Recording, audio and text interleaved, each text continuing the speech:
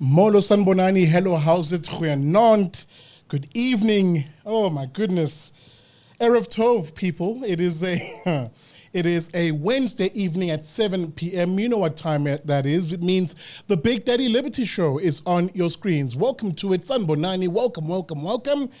Oh my goodness, as we say in Zulu, kude maniginigi asazi iyozala nkomoni. The pope shall no dance us on the US election cake. Things are looking very, very tough in that part of the world for certain candidates who, if I were to gauge from my comment section, does seem to be the favorite amongst the people who comment on my various platforms. Speaking about my platforms, remember, you can find Big Daddy Liberty and the Big Daddy Liberty Show on all your favorite social media platforms.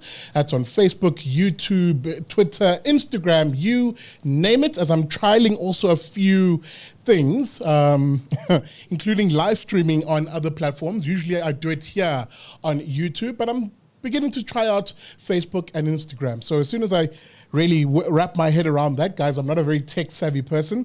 You might very well find in the very near future live streaming in a simulcast here on YouTube and on Facebook. So welcome to it. This is the Big Daddy Liberty Show. My name is Sihle Ngobeso, or Big Daddy Liberty, your favorite frat boy and street fighter for classically liberal ideas. Welcome to it. Oh my goodness, guys, get a stiff drink or something that definitely improves your mood, because oh my goodness, will we not have a conversation tonight? And I'm sure you picked up me saying we. Who am I going to be joined by tonight on the show? Well, I'll be joined by the two lads who are the hosts of the Two Crickets in a Thorntree podcast. You'll find that on the Daily Friend website. That's www.dailyfriend.co.za. I'm talking, of course, about Nicolas Lorimer and Gabriel Crouse. I'm going to have them on a little later. They're standing by as we speak. Remember, before I get into the show, you can support the Big Daddy Liberty Show and indeed Big Daddy Liberty by contributing, via Patreon or on PayPal. The links to that will be in the descriptor. As little as a single $1 a month, or that's 20 Rand a month, is more than enough. It allows me to do the citizen journalism that I am quite keen to start building and growing on. A desperately needed alternative media in South Africa. So guys, welcome to it. If you're joining the stream, please make sure you smash that like button, hit the subscribe button. Oh my goodness, guys, share the link. It is about to be lit on this show tonight, as the young ones say. And again, I have two very, very interesting guests who I'll get to in a moment. But what are we discussing tonight? Well, you probably would have checked it out in the descriptor of the video, is the right now highly topical question: the road to 270 electoral votes, the very pinnacle of winning the US elections if you want to be president in that part of the world. And the contenders, ding ding, in the red boxes on the left, or I should say on the right, is one Donald J. Trump, who is of course the incumbent and the president of the United States of America. He's currently looking to be, of course, re-elected. Very tight race at the moment. At the time of recording this, let me just double check my numbers. The phone is just literally closed up. He's sitting at 213 electoral votes. I'm going to double check that because my notes are just closed up on me. And at the last time I checked, in the blue corner, the rather sleepy, I don't know if he's awake right now, Democratic nominee, that's of course Joe Biden, who is representing, or the candidate, for the Democratic Party. He, at the time of, or the last time I checked my notes, was sitting at 238 electoral votes. So again, since the beginning of the counting of the votes and really the votes tallying, Joe Biden has actually been in the lead quite consistently throughout this period. Of course, with the peaks and troughs as certain results come in every now and then. But let me not waffle away. We're going to have our guests on in the moment. Let me just give you guys 10 seconds. Share this link. Have people hop on because the quality of the analysis here will blow your mind. I have two chaps who literally stayed up all night and perhaps have been staying up all day too, keeping an eye on the numbers, crunching the numbers. So we're going to have them on the show in a minute or two. Just a reminder, of course, that you can also catch the podcast version of the show live on Chai FM on Friday at 9 a.m. And please God, hopefully it'll be the show, that is the podcast version of the BDL show, will be syndicated on local radio stations across the country as I do that work of trying to get the show on radio stations across the country. So guys, if you're just joining us right now, welcome to it. My name is Sikling Obese, Big Daddy Liberty. You're watching the Big Daddy Liberty Show. We're going to be looking at the US elections. Maybe you have your own favorite candidates. Maybe you have someone who you were desperate to see win. Show me in the comment section. Get those comments in. There are mods now in the comment section, so they will be watching for troll type accounts, people just type random nonsense and they will filter that through. So get your questions in, guys, because I will give you, this will be a completely interactive show at the half-hour mark today. I will just open it up to your questions, your comments. I must apologize, we were not able to get our call-in function sorted out. Big bummer. But by next week, you will be able to call into the Big Daddy Liberty Show. Yeah, boy, yes, you heard me right. I'm going to repeat that. You will be able to call in to the Big Daddy Liberty Show as we establish a studio line that will allow you to have a chat. Just a quick reminder to the mods, guys, don't delete comments that are controversial or anything like that. That's not the role. Free speech on this channel. What it is what it is that I need you guys to do is just to remove trolls. That's it. With that being said, let's hop straight into it. I'm going to go to my guests who have been waiting. Let's just segue to them right about now. Fellas, hello. You are on the Big Daddy Liberty Show. Of course, on my left and your left, the viewer is Nicolas Lorimer, the one half of Two Crickets in a Thorntree, an analyst and writer also at the Daily Friend. Nicolas, good evening. Welcome to the show. Yeah, man. How's it, Cecile? It's been quite an interesting day, and I am a little bit in a weird place because I'm so sleep deprived, but I hope I can say something intelligent today. Hey, man, I'll resist trying to call you Joe, therefore, throughout the duration of the show. I feel a lot of kinship with Sleepy Joe right now. Welcome to it, brother man. Of course, a face who is familiar on the BDL Show, Gabriel Crouse himself. Brazo, welcome to the show. Good evening. Yeah. I'm turning into a 90-year-old man who can't unmute his microphone. Well, good to have you, man. Welcome to the show. Guys, let me jump straight into it because I know you two, really started tracking this from the very beginning, the get-go. The data came in thick and fast. But before we get to that, before we get to the results itself, I made mention, and I want you guys to sort of chime in on this. This election was a very interesting one because, again, for those of us who are outsiders looking in, it seemed as though we didn't have a strong set of data to go by for analysis. And again, I'm happy to stand corrected here, but here's the point I'm making. Traditionally, we would look to things like polls, we would look to things like, well, actually just polls really, that often give you a snapshot of American sentiment right down to, the very counties in the US. But it seems as though the polls generally, if we can just begin here, got it deeply wrong. Gabriel? Yeah, so that is true to an extent. I always want to remind listeners and viewers that polling comes, like all statistics, with a margin of error. So there's this temptation to be like, who's going to win, who's going to lose? But if there's a win or loss within a margin of error, if the poll says this guy's 2 points ahead, but the margin of error is 4 points, then the poll's not wrong if you take that advice, which is kind of like a suggestion, to be a full-on truth. So that's one important thing to note. The other important thing to note is that the polls were, to a certain degree, off, particularly in places like Florida. And I think it has been shown that Americans are reluctant to speak their minds. They're proud Trump supporters, they're proud Biden supporters, but there are a lot of people in the middle who've got a strong heart, a strong attraction for Trump, but they don't want to say it because they're worried about losing their jobs, they're worried about losing their social status, they're worried about losing their neighbors' trust. And it's a disconnect that we have to learn from as pollsters. How do you get around that? And also something that Americans should worry about. Like, if people can't, you should be in a society where you can say who you support and who you don't support. I fully agree. And, I think that showed itself out in the data. But it begs the question, Nicholas, why didn't they adjust for this? Why didn't they, for instance, the pollsters, that is the various firms that conduct polling, because 2016 showed us this very similar thing, where the polls seemingly were skewed in one way, with the one reason being, of course, open bias in some cases.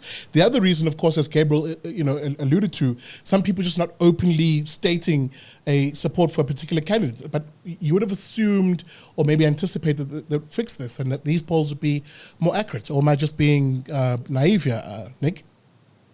Well, I mean, that was, I think, the assumption that a lot of people had when going into this. I certainly had that assumption. I thought that pollsters had learned from the mistakes they had made in 2016. I think we're going to have to still wait until the final results to truly work out precisely how wrong they were. But we're looking at a situation where in a lot of states, particularly the same states that were off by large margins in the last time, so places like Wisconsin, Michigan, and Pennsylvania, the polls will be off by very large margins again. And that suggests to me that there's some huge systemic error on top of the perhaps this shy Trump effect that Gabriel was talking about. No, I must say I've been particularly disappointed. Indeed, I've vlogged about this earlier in the week to say, it does make the job of someone who's then watching and trying to get a sense of the mood of Americans at a given moment, because that's what a poll does, right? It can only give you a sense of where people are as a snapshot in that particular point in time. One felt as though you were kind of flying in blind, and the only metrics, therefore, I thought I had to gauge support, to gauge enthusiasm, were things like rallies, for instance. I mean, I made that point to say, if there's one thing we saw ahead of these election day was, Trump rallies still just brought in tens upon thousands of people, highly enthusiastic, audience, compared to Biden rallies, which were, by calling them rallies, I'm being generous. Some of these were like little PTA meetings at times. The fire marshal could have walked in and be like, yeah, this is fine. There was actually no threat of large crowds. But if you look at the numbers right now, Nicholas, it's singing us a different story. Biden's going not only toe to toe, but leading in many cases, leading Trump. Right. It is very close right now. There have been some interesting things that polls had actually suggested, but they understated the level to which this would happen.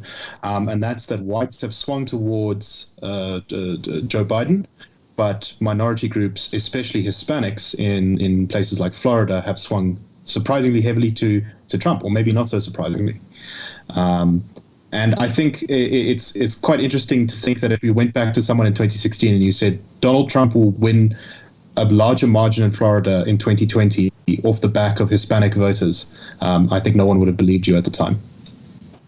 Absolutely. And, you said it rightly when you said maybe it isn't that surprising. A lot of, when you look at a place like Florida, it's a community that's very heavy with Cubans in particular, guys who maybe resonate with this message, which is strongly anti-communist, and in particular, if you look at the Latino voter, just some of the commentary I've been watching online, Gabriel, I'll bring you in just now, people saying Latino voters generally are quite conservative, very large Catholic community, and a lot of the talking points that Trump hit maybe seemed to speak to those key areas. Gabriel, just as you weigh in? Yeah, no, I think that's exactly right. The other thing to consider is the immigration issue, which the Democrats and actually the Republicans under Marco Rubio had the strategy of attracting more Hispanic voters by saying, well, Hispanic voters are largely immigrants, and so if we have easier immigration laws, then we'll get more voters. But it turns out legal immigrants, people who have pushed to get through the structure, to get through the system, value the system. They value a system of insurance, of paying your taxes, of getting a property rights system that can allow you to do good business. And they don't actually want criminals coming in. They like the idea of the rule of law. They like the idea of a border wall. They like the idea of controlling influx. And so if you're looking at the color of the skin, you'll be like, well, you're brown and that other illegal guy's brown. Aren't you on the same team? And some people do think that way, but it turns out surprisingly large number of people don't think that way. And again, it's not really a surprise if you think about human beings, but it's a huge surprise if you watch CNN.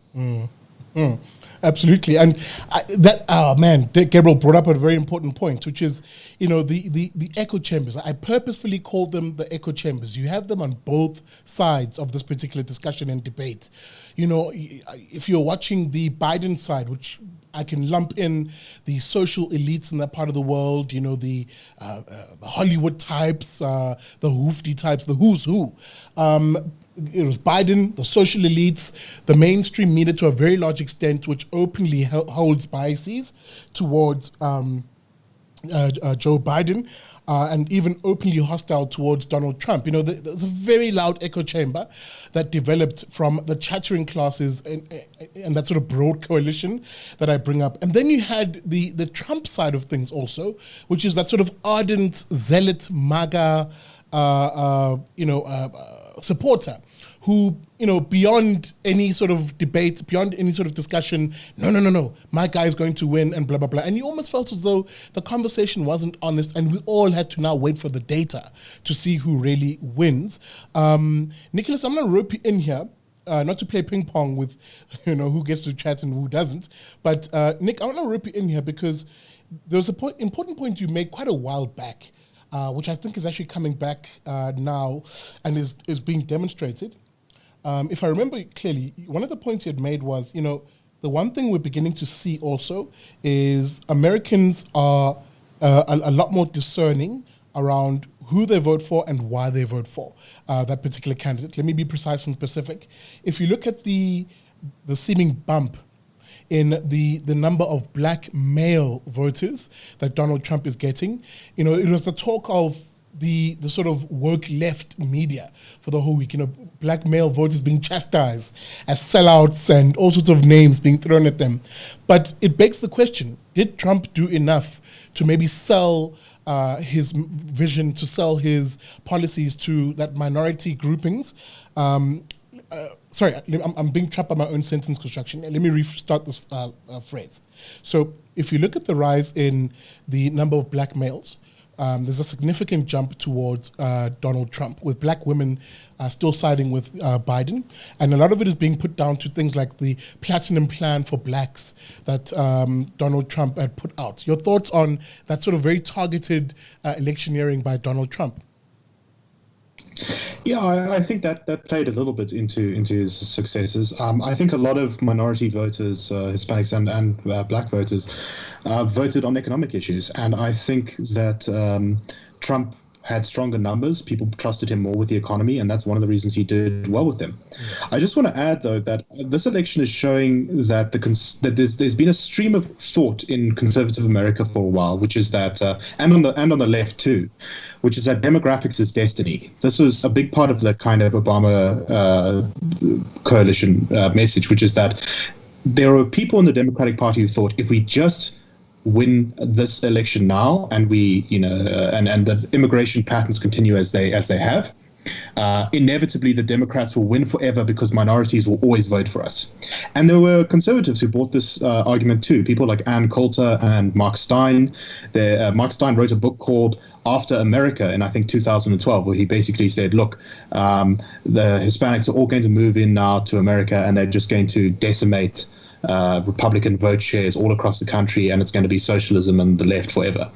But what we're seeing in this election, and actually what we started seeing in 2016, is that those groups, perhaps alienated by kind of wokeness, by the kind of elite concerns that the Democratic Party tends to often focus on, are moving away from the Dems. And let me just give you some numbers in this election, just as a kind of framing device.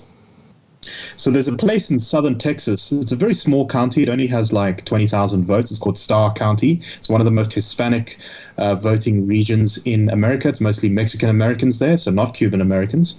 And I think they went 25 points for Hillary last time. This time, Joe Biden won them by 5. Wow. That's devastating. In South Florida, the main reason that Joe Biden lost is he did okay in a lot of parts of the state. But if you look at Miami-Dade County, which is one of the biggest counties, that's a very heavily Hispanic area. It's also got a black population there. Hillary won that. She one of the reasons she lost Florida is she didn't do well enough in that county. She only won it with sort of, I think, 65% of the vote.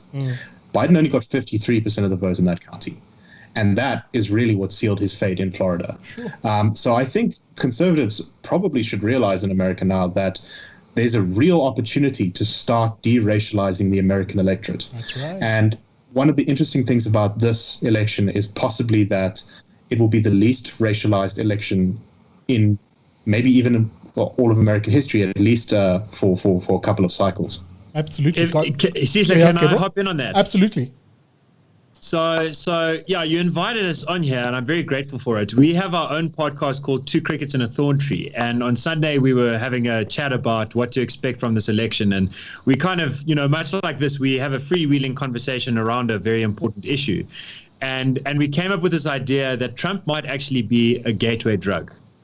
So it is looking like he's going to lose, but I think he could be a gateway drug to non-racialism, because from both sides, dude. From the side that loves Trump, as you alluded to, there's some people who love Trump so much that if he says jump off the cliff, they'll jump off the cliff. If he says he almost can say nothing wrong. And then the other side, the other side of Trump derangement syndrome, the more famous side, if Trump cured cancer, they'd say, oh, what a pity, now doctors are going to lose their jobs. There's a madness. There's a madness that came in around a personality, a personality that has a way of talking, oh my God, and a distinctive style of presentation and a haircut that is famous around the world, and a vision, and whatever you think he has, it's individual. And once you love or hate that individual, maybe you can see that individuals matter. And then even if that individual goes, even if he's replaced by Joe Biden, maybe I think like tens of millions, hundreds of millions of Americans have lived through an experience politically that puts individuals first, and they can start thinking about themselves as individuals and not as representatives of racial groups, and they can start thinking of their politicians as individuals with policies, practices, styles, the whole caboose, but as individuals. And I think that if he's a gateway drug to non-racialism, then history is going to look back on him very kindly, however badly the COVID thing was managed, and whether he wins or loses today. So it's a funny idea in a way, but yeah, I think Trump's a gateway drug, man. I think he's a gateway drug to breaking the long-held divide along racial lines in American politics. Guys, I'm just keeping an eye on time. If you're joining us here on the Big Daddy Liberty Show, welcome to it. Sanbonani. As I warned at the beginning of the show, get yourself a stiff drink or something to keep you animated in this conversation, because it's going to be a rather good one. I'm in conversation, of course, with the two hosts of the Two Crickets in a Thorntree podcast. You can find that, of course, on the Daily Friend website. That should be your go-to website for all news, analysis, and opinion.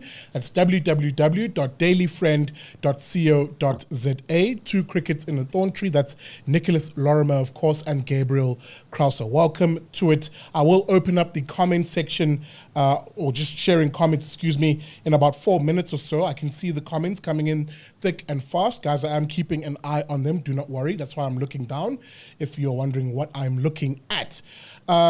Gabriel, as I veered towards looking at some of these numbers now, and that electoral map, that very famous now map of what America looks like when each of the states either turn red or blue. As I said in the header of this video, it is a race to, Oh, the kombucha came back.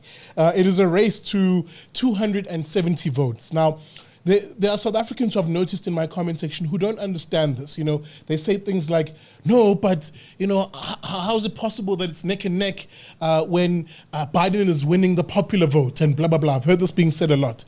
Do you want to maybe give a quick outline as to what the Electoral College is and actually in real terms, why it's important for a country, a republic like America?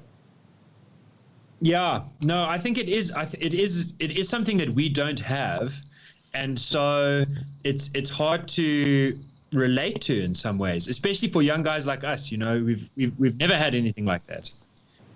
The idea is primarily that you want a democracy to be grassroots.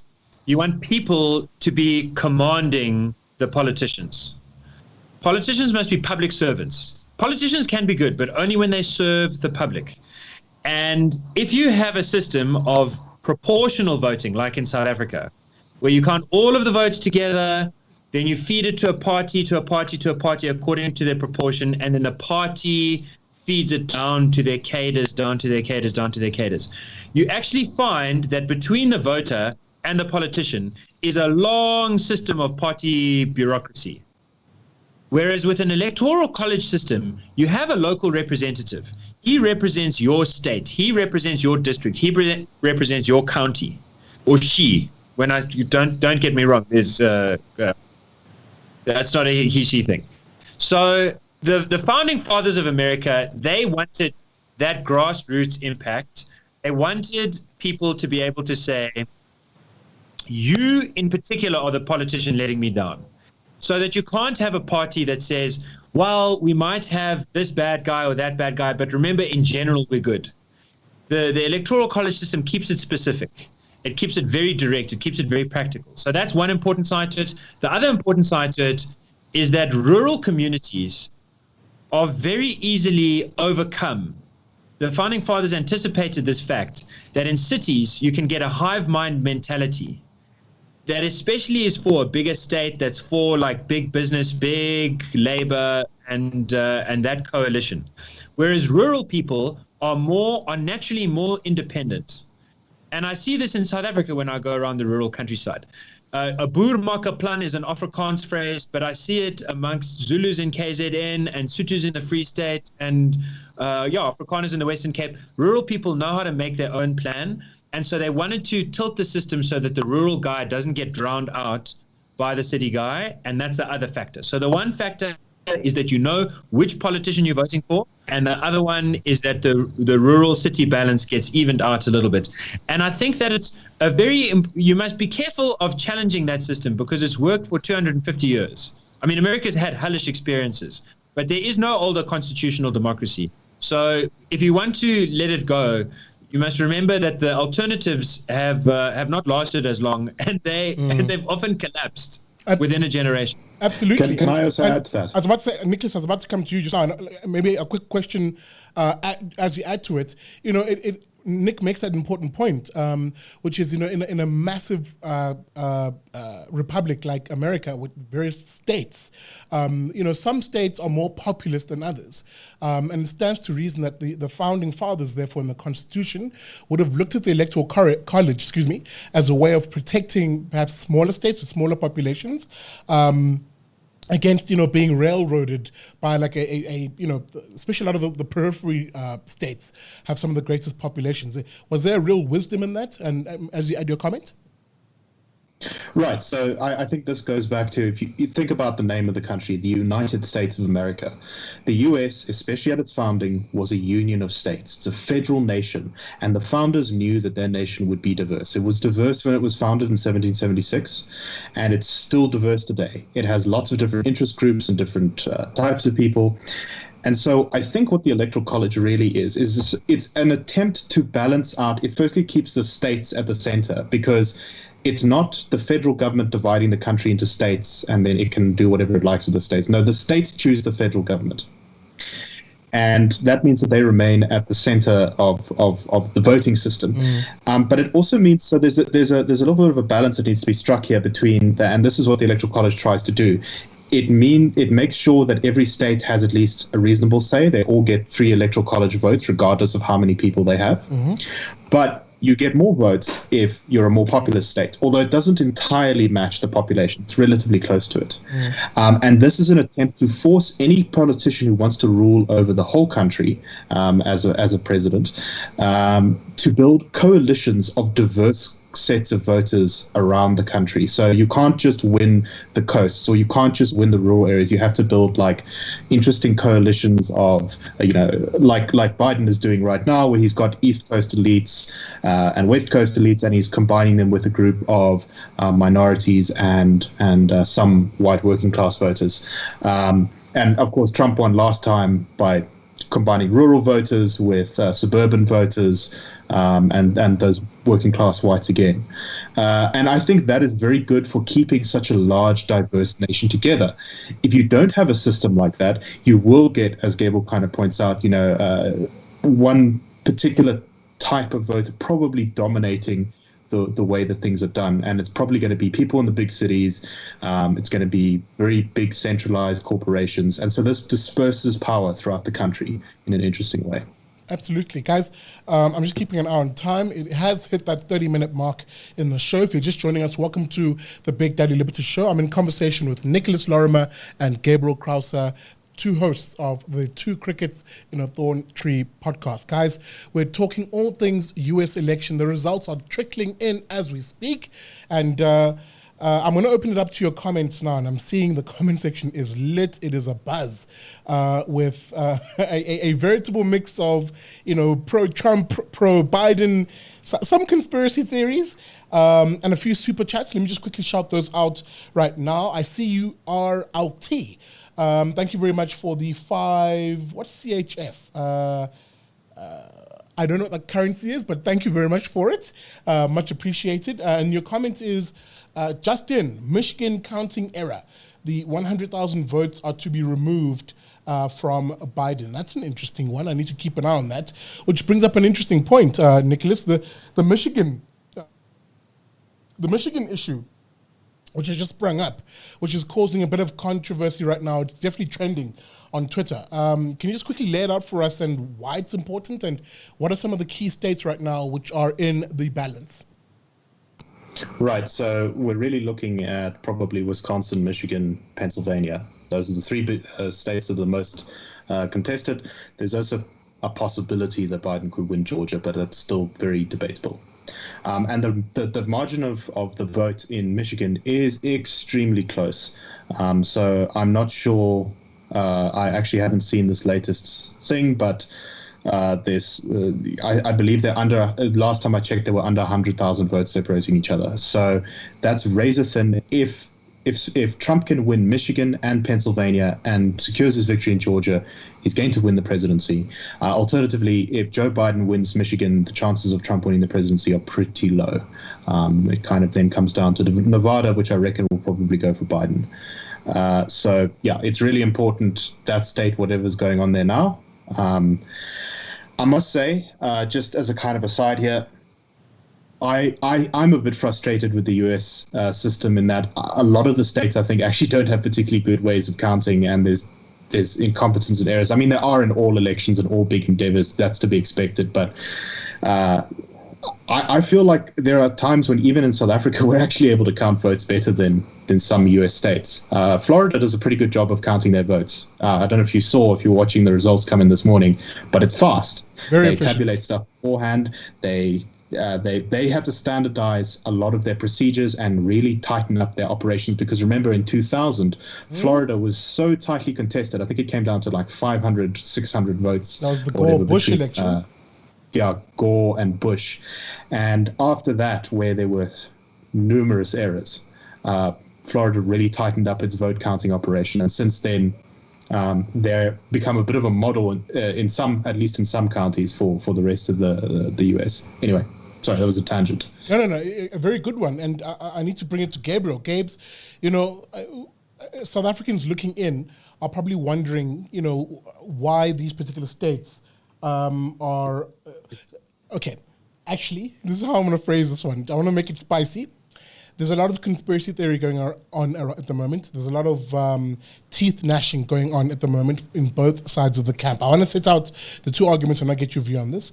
On the Trump side of things, the Michigan thing was actually quite an interesting one, insofar as it saw what's being termed a ballot dump of about 100 and something thousand votes, and allegedly all of them at the sort of quote unquote last hour are pro Biden, and these are mail-in ballots. Of course, this has the Trump side losing their minds, with the Biden side saying, "Oh, but this count all votes," as they'll say. Talk to me about what you foresee as being the dangers in this election. Historically, Gabriel, if I look back at the 2016 election, we've seen the attempts by certain politicians, certain voices, certain influential people to delegitimize the electoral process generally in the United States. For example, Hillary Clinton, in real terms, hasn't really conceded. I mean, she once said, she really thought she won that election, and went on to write a book that insinuated as much. And Democrats have effectively, since the get-go, or in the Trump administration, just literally said, this guy's a illegitimate president, blah, blah, blah, you name it. Talk to me about the dangers, therefore, if we see the Republican side now begin to take that same line of argument, albeit in this context of saying there's been vote rigging and therefore this is illegitimate. What is the danger to the institution of democracy in America? Very good question, Sihle. So one way I can answer this is to go back to polling, which is where we started this conversation. I will never forget, 2 days before the election in 2016, I looked at New York Times. On their cover page, they had a little bar which said, who's going to win? What are the odds? And it had been going from 70% for Clinton, 30% for Trump, to 80% for Clinton, 20% for Trump, 90% for Clinton. By 2 days before, you couldn't see the red. They said that Hillary Clinton had a 98, 99% chance of winning. Now, it's one thing, as I said, with pollsters, if you say you've got like a 1 in 3 chance and then it's the 1 in 3 option. But if you say she's got a 99% chance of winning and she loses, then you've got to do some soul searching. But instead of doing soul searching, they said Russia rigged the election. And every security agency, every private agency that's looked into this has found that definitely Russians tried to screw around. Lots of people tried to screw around, but they had no real effect. But the Democrats held on to this narrative, and in that way, they delegitimized the voting process. They delegitimized the public square, the process of debate, and the presidency itself. And they did that in a very real sense by multiple attempts at impeachment and so on. Now, what that did from a Democrat side is it stopped them from learning the lesson that they should have learned from Hillary Clinton. At this stage, I don't know anyone who is a Democrat voter who loves Joe Biden. They all find him to be a compromise candidate. In 4 years, they couldn't find a candidate they actually believe in. They had to find some guy where one of the best things about him is that he's so old he might die soon enough that the other one takes over, or he's so quiet and sort of, he confuses his daughter with his dead son, so hopefully he'll just stay in his little corner and do nothing. That's not a sign of health. That's a sign of a mistake. And if the Republicans make the same mistake of delegitimizing this election, they're going to make the same mistake of not soul searching. And this thing I said about Trump being a gateway drug to non-racialism, they should soul search and see that to be the key to their success going forward. And they should see the key to their failure having been divisive rhetoric to the point where it's unreasonable, as well as a failure to respond to the coronavirus properly. And I'm not saying it was all Trump's fault. It was a combination of governors and mayors and so on and so forth. But no one can say that America has outperformed either a poor socialist country like Vietnam or a rich, amazing country like South Korea or Sweden or whatever. America has done very poorly through COVID-19, and Republicans should take that to heart and learn from that lesson. And if they delegitimize this election, in 4 years' time, I guarantee you they won't have learned their lesson, and the best thing they'll be able to offer is someone like Sleepy Joe, is like a walking corpse, and that's not good for democracy. I'm sorry That's to the my spicy Biden. version. It's 9 o'clock at night. I'm sorry, but I've been up since 3 a.m. He's a good man. He's not a corpse, but but in another sense, he is a walking corpse. I'm sorry for laughing for those who are Biden supporters, but that was funny. Anyway, moving on, guys. I must point out that there is,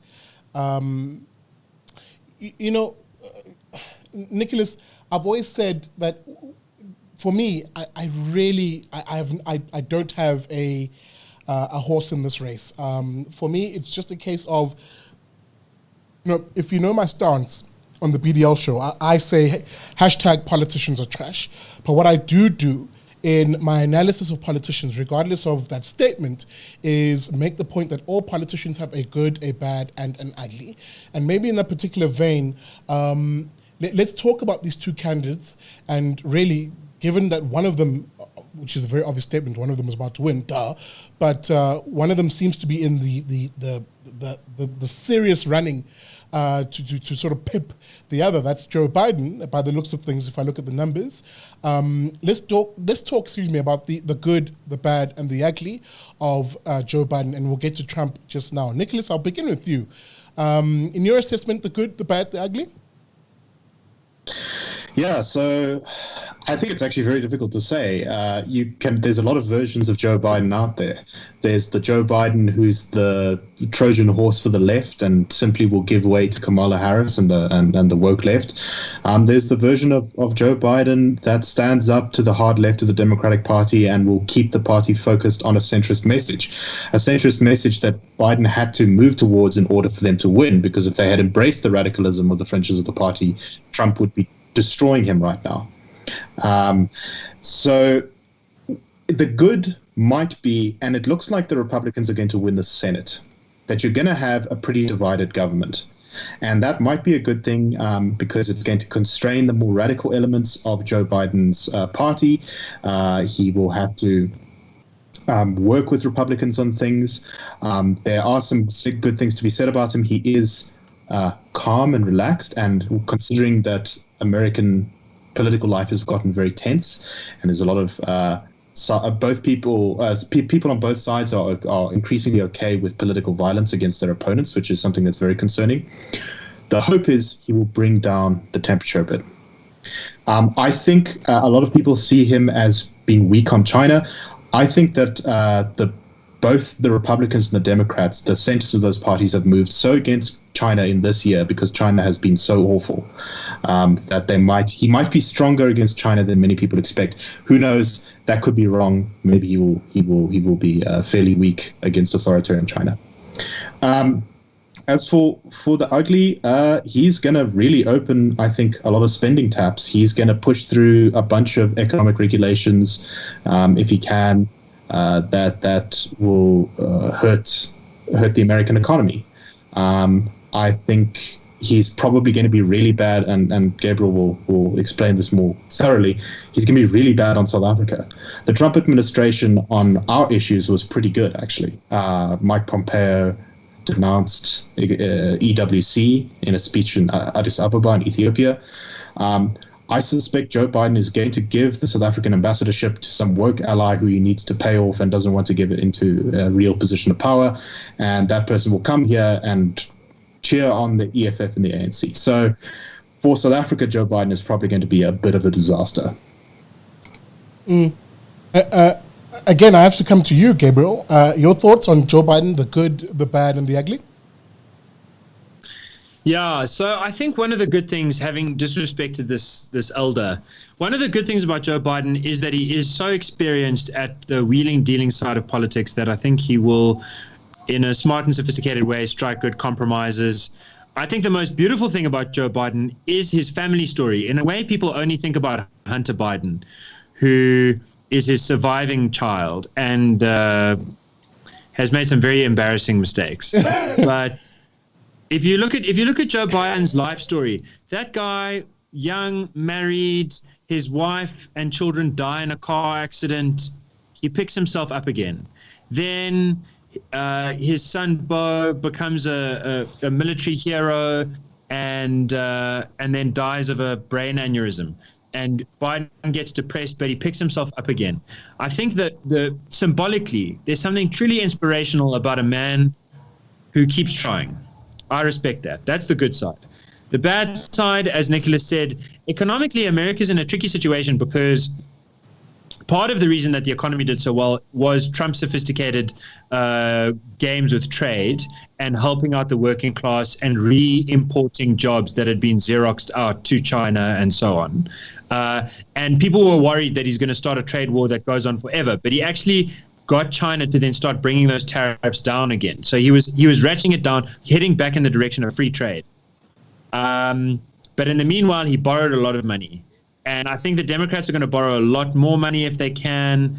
And the American bond market is something we should dedicate a whole show to one day. When that bubble bursts, it's probably only going to burst in 10 to 30 years.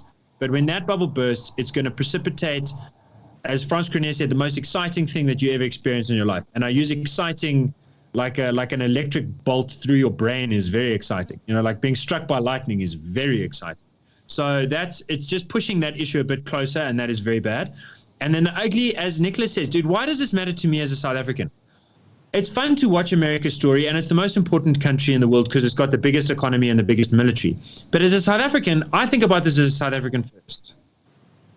And we're looking at a country that's looking to change its electoral laws so we can have electronic voting, which is easy to rig so the ANC can stay in power even if they lose popularity. In the meanwhile, they're pushing unpopular reforms. More BEE is now on the table after the court struck down the last version. We've got expropriation bill, which means the government can take your stuff if you try and sell it for a profit, or if someone else stole your land, invaded your land, then the government will steal it a second time. And those are just two of the conditions without compensation. These are very serious issues that are going to affect rich and poor, black and white, rural and urban, all of us. We are all going to suffer from this, excepting for a few kleptocratic, nepotistic, rainbow cartel elites that sit there in and around the union buildings and Sandton Square. And I know that we can't rely on foreigners to solve our problems. We have to do it ourselves. We have to do it through the vote. We have to do it through lobbying. We have to do it through conversation. But international pressure can help. To bring apartheid down, we needed local struggle in a big way, but we also needed some international pressure just to tell those guys in charge, you can't run away from this issue. You can't come put your money in Dubai and think we're going to turn a blind eye. America must be known to be watching. And I don't trust Biden at this stage to put a South African ambassador and an African head of the diplomatic corps who's going to do that. Now, I could be wrong, and America's diplomatic corps is staffed by amazingly talented, hardworking, and smart people. So maybe we get good people in any event. But it's just something as a South African first, that's the issue that matters to me most. Is America going to deal with our issues? When it does come to us, we low down on their priority list. But when they do come to us, are they going to be helping or hurting?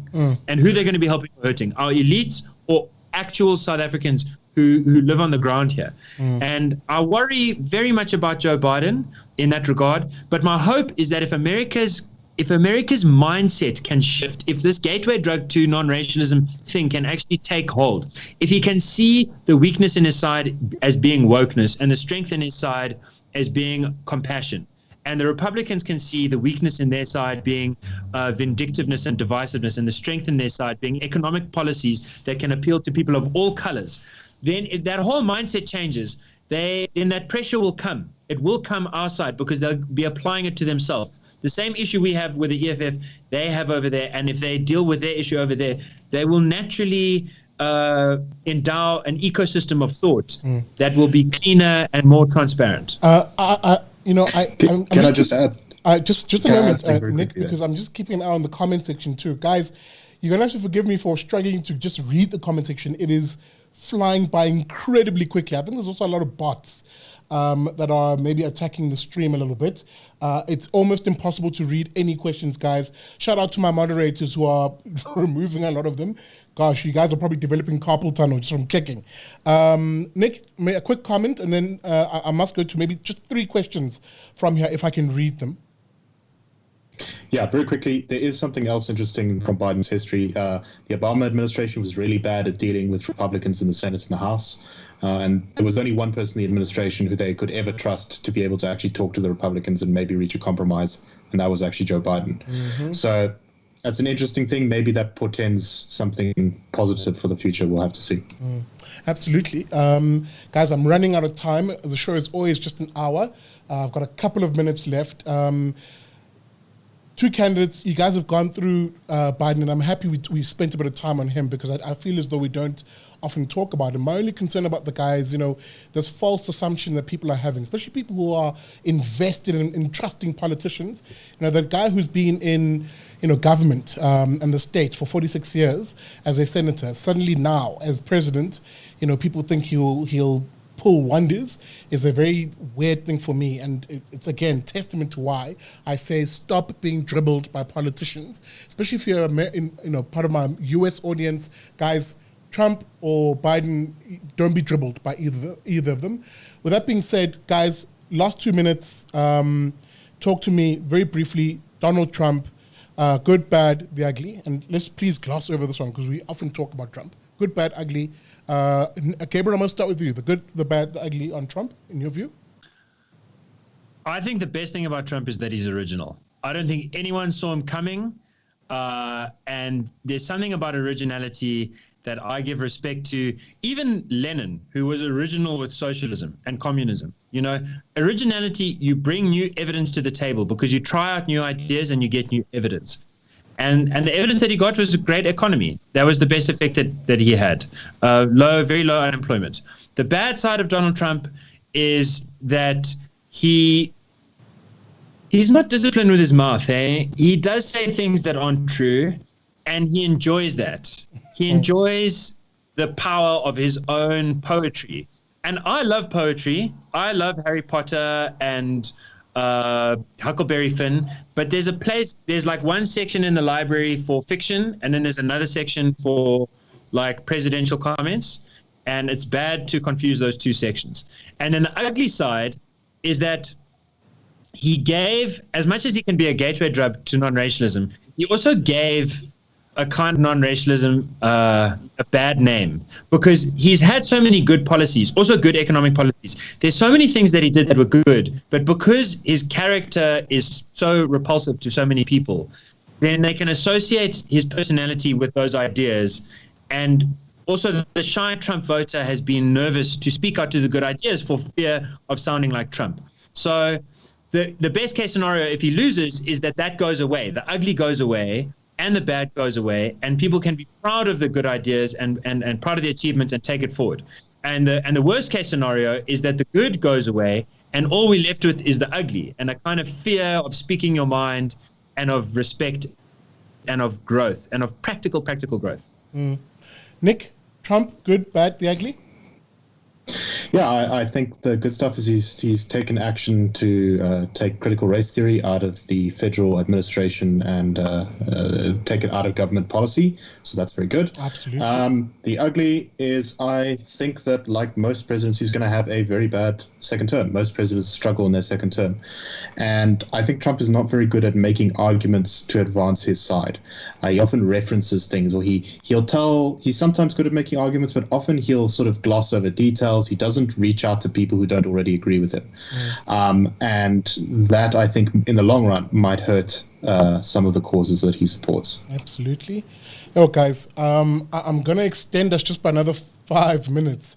We'll end the stream at 8:05, because I want to get a sense from you guys, with things being as tight as they are now. I think they're still at 238 electoral votes for Biden and 213 for Trump. Talk to me, Nick, about the pathway to victory for each candidate. What does Biden need to win, and how probable is that at this point? Bearing in mind, at the time of the show, it's the 4th of November at 5 to 8 South Africa time, Central Africa time. Yeah, this is really difficult to call, and I'll tell you why, because it keeps changing by the minute. I see now that there's dispute over whether he's actually won Arizona. And without Arizona, he's not able to win the presidency. Who knows if that's true? He actually can still win the presidency without Arizona, but it'll be much more difficult. The margins are really thin in Michigan. They're really thin in Wisconsin, although I think he's probably going to take Wisconsin. And Pennsylvania, who really knows? Because we don't know how the vote breaks for Biden in the last bits. If I can just say about Pennsylvania. So, because listeners might be confused about this. Why are we uncertain about Pennsylvania? Trump has got 53% of the votes. Biden's got 45% of the votes. So it looks like Trump is creaming it in Pennsylvania. But the issue is that the votes that haven't been counted are predominantly from urban centers and mail-in ballots. And that's been very, very Democrat heavy. So although Biden's behind by 7 points, by 7%, he could easily make that up if the patterns are what they've been expected to be. But then again, we know that patterns have not always turned out to be what has been expected, especially tonight. So that's why Pennsylvania is tough to call. And Pennsylvania is a very pivotal state. Whichever way it goes is likely, although not certain, to determine who is the next president. Absolutely. So just to conclude what I was saying there, I think Biden is probably the favorite, but it's a bit of a fool's game to guess at this point. It's still so close. Gabriel, thoughts? Yeah, I looked at the polls and I thought they said Trump had a 10% chance of winning and they had their margins. And last time they said he's got a 30% chance of winning. And I think he won in like a 40% kind of way. So I added a little extra 10% and then a little bit more cushion just for uncertainty. And I still found Trump to be a loser. So I bet 5 bottles of wine with other people that Biden is going to win.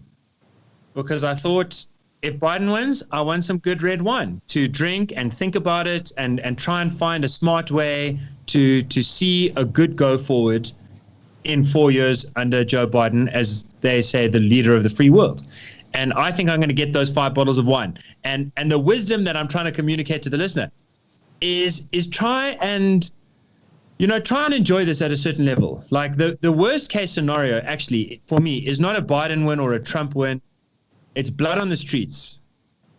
And that scenario is still possible. If people discredit this election enough, and there's this Gallup poll that said 33% of partisans on both sides, Republican and Democratic side, think violence is somewhat justified to pursue your own political ends. If that idea of using guns instead of words you must use guns to defend yourself, but not to push your ideas onto others. If people are using guns to push their ideas onto others, that is the worst case scenario for me. Much rather, if you're unhappy about who's winning, have a drink. Enjoy it. If you're happy about who's winning, have a drink, enjoy it. And if you can, have a drink with someone who liked the other candidate. I think it's a very nice time on the day of an election to reach out, and I'm going straight after this, I'm going to go and speak to some people who have very different political views with me, and I look forward to hearing what they have to say, because I can learn, even though it's my job to think about this stuff, I often find that there are things I haven't thought about. And so I look forward to that. Absolutely. And funny enough, even as you say that, I saw a news piece about 3 or 4 hours ago from one of the major news networks in America, basically saying there already are some election protests having erupted overnight, despite there being no final call on the presidential race in that part of the world. Guys, it's 8 p.m. South Africa time, last 5 minutes.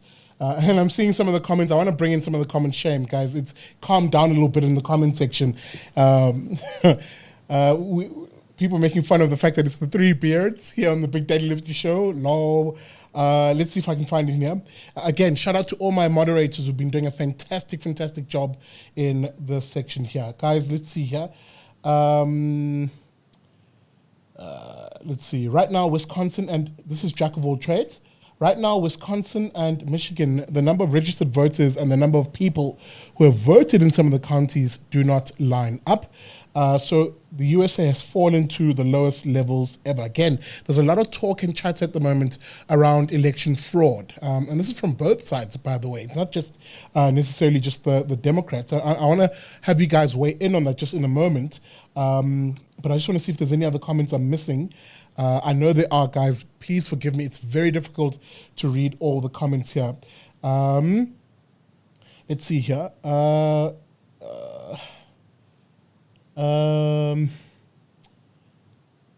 Again, Obi Kenobi, Trump has called for a recount in Wisconsin. I didn't see that bit of the news. That'll be very interesting.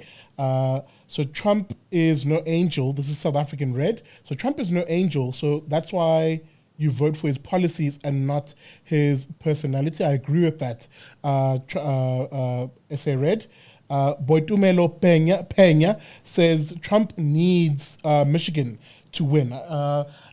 And again, I think that's partially true. I mean, there are other ways in which he can perhaps reach that 270 number, but Michigan definitely is in play and is desperately needed by both sides.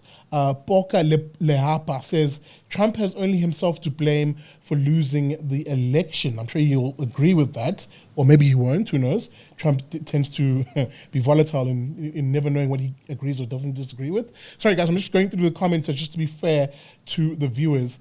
Anonymous Lex says, the reason why they hate Trump is because he does things for the people and not for the politicians. They hate that. He exposes the real from the fake, and they hate him for that. Let me just read 3 more comments here, guys. Trinta Pinto says Biden has milked the system for 47 years. Lawrence Bester says Biden put more black people in jail than anyone else in history. I don't know if that's 100% true, but he was a co-signer of the crime bill. That's probably what she's referring to, which saw a lot of young black men often incarcerated for first-time offenses, including first-time drug offenses, and they were sent to prison. And that obviously was something that weighed heavy in the electorate, especially amongst black men. It could be one of the reasons, if anything, that saw black men gravitate towards Trump and not necessarily towards Joe Biden. Heather B has an actual question. Name one significant thing in his 47 years that Biden has done. A lot of going after Biden here, but we'll keep that question in mind. Just one more comment, guys. I want to throw it to you guys, and we'll wrap up. Big Muzi Kumalo. Yeah, Trump is very original. I think that's in agreement with you, Gabriel, the comment you made. Thanks for the comment, Beggy. Very orange. And Humberto Acosta says, who said Biden is a leftist? He's a liberal Democrat, not a socialist or leftist. Wow, I actually want to pick up on that, because I think Gabriel made the point earlier on. It's not necessarily that he may be the leftist, but the people behind him who are goading him on and who see him perhaps as a useful tool in the presidency are, in most cases, avowed red in tooth and claw communists. I'm thinking about the gang. I don't know what they call it, the squad. I think that's what they call Ocasio-Cortez. And Nick, let me go to you with your view on that. Yeah, I think that remains to be seen. And if Biden does become president, we'll pick it up pretty quickly from who he appoints to his cabinet. If he appoints a lot of hard left woke people, then that's going to be then he, that means he is a stalking horse for them. If he doesn't, well, then the picture gets a bit more complicated. I just want to respond also to the thing about Wisconsin. I've read that claim is false. Wisconsin has 3.7 million registered voters, which means that 500,000 people did not vote. Also, Wisconsin allows you to register at the polls when you go to vote. You don't have to register beforehand, which means that the voters and registered before don't necessarily have to mix. So just worth looking into. Gabriel, I'm going to give you final word, but with a question though. I think for me, and I want to have you weigh in on this, the real danger in this election and the difference between the two perhaps is the threat to institutions of democracy, where, the American Constitution was brilliant in its ability to actually create and advocate for and inculcate the culture of democratic institutions over a strong man politics or a big man politics. Lots of checks and powers to power at a federal level, state level, and of course at a local level. And it does seem as though this election also is about those two visions, therefore, for an America going forward. The Democrats and, the sort of people around the Democrats, the Antifa types, the Black Lives Matter types, openly are vowing to say, look, we're here to destabilize and destroy institutions in the name of radical change. Whether that change is communist in nature or whatever the case may be.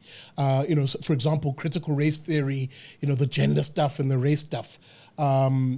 Is there a danger here of one candidate representing perhaps the beginning and the serious beginning of the eroding of that emphasis on institutions in America? And is Trump the pro-institutions guy?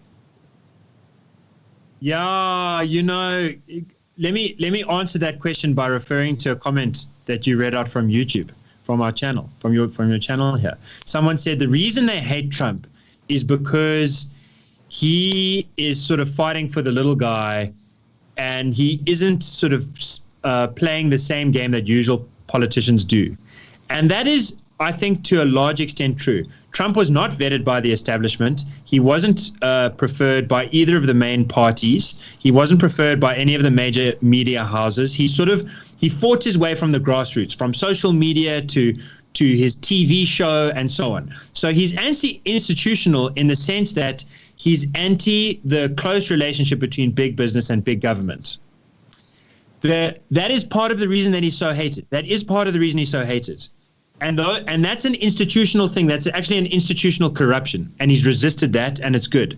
But the reason it's so easy to hate him is because he doesn't speak honestly, and is because he exaggerates, and because he's vindictive and cruel sometimes. And that makes it easy to hate him. And that undermines the institution of trust upon which all other institutions are built. Truth is the ultimate, this idea of triangulating upon the truth as different people with different perspectives, but we find one objective truth.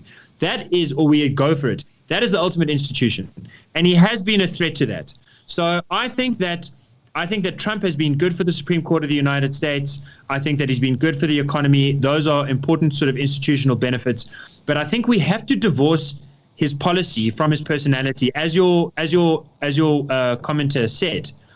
Whether he wins or he loses, if he wins, it's going to be very hard for him not to let his personality dark side overtake the good side of his protection of the good institutions. And if he loses, it's going to be very easy for vindictive people who love Trump but now feel like the libs have taken over to lose touch with what was really important about his message.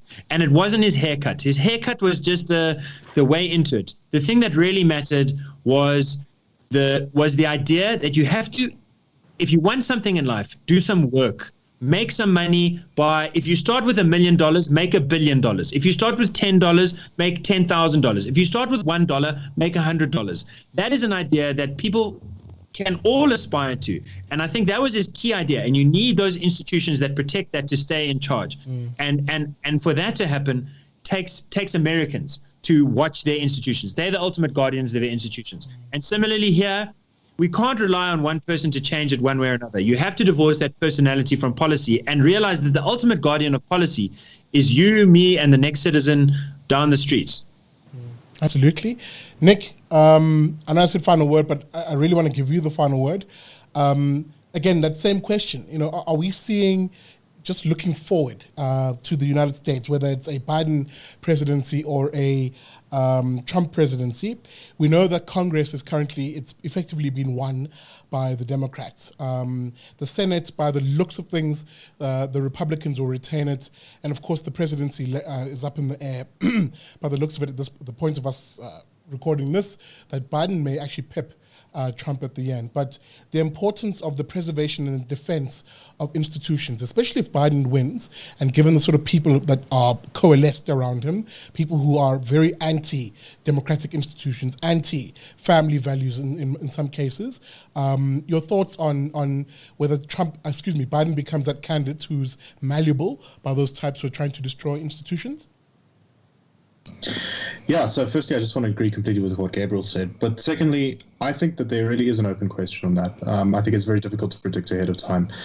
I think people be making light of, they said Biden hasn't done a lot in his career while he's been in the Senate. There is a version of Biden, and we don't know if it is the real Biden, that is an institutionalist, that cares about some of these institutions like the Senate, something which he is very, he spent almost the whole of his life in.